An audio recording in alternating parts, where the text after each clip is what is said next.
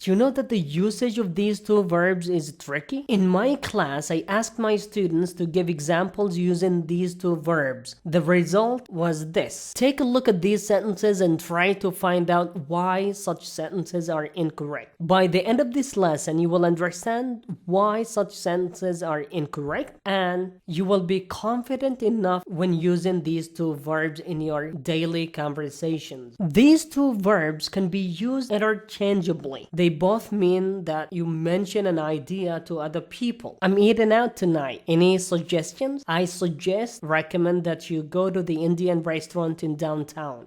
And now let's talk a little bit about the usage of these two verbs. We use after these two verbs gerund, that clause, and a noun or a noun phrase. So the first one is gerund. We use after these two verbs gerund, which is a verb with ing. For example, I suggest drinking green tea, or I recommend drinking green tea. I suggest going to the hospital. I recommend going to the hospital. I suggest reading this book. I recommend reading this book. So it's a piece of cake. It's so easy. You just use gerund. You use a verb with the ing form. And this is the first one.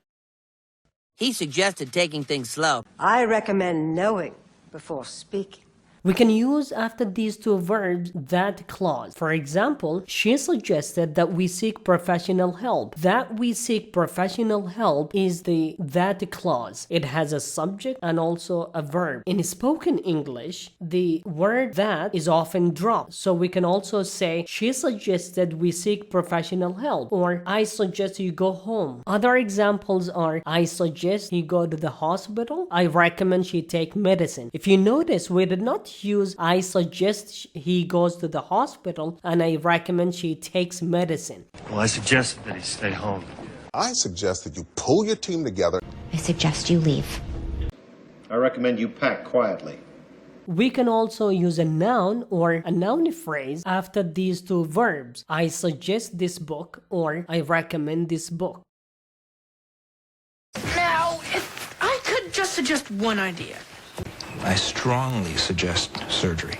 So what's the difference between these two verbs? Recommend is more formal and it is used based on your personal experience. For example, if you personally read this book and you loved it and someone asks your opinion if they should read it, you say, I highly recommend this book because you personally read it, you know how it is, so you recommend it. What about suggest? Suggest is less formal and it's not based on your personal experience. For example, what do you think if I travel these days? You say, I would suggest against it because of this pandemic.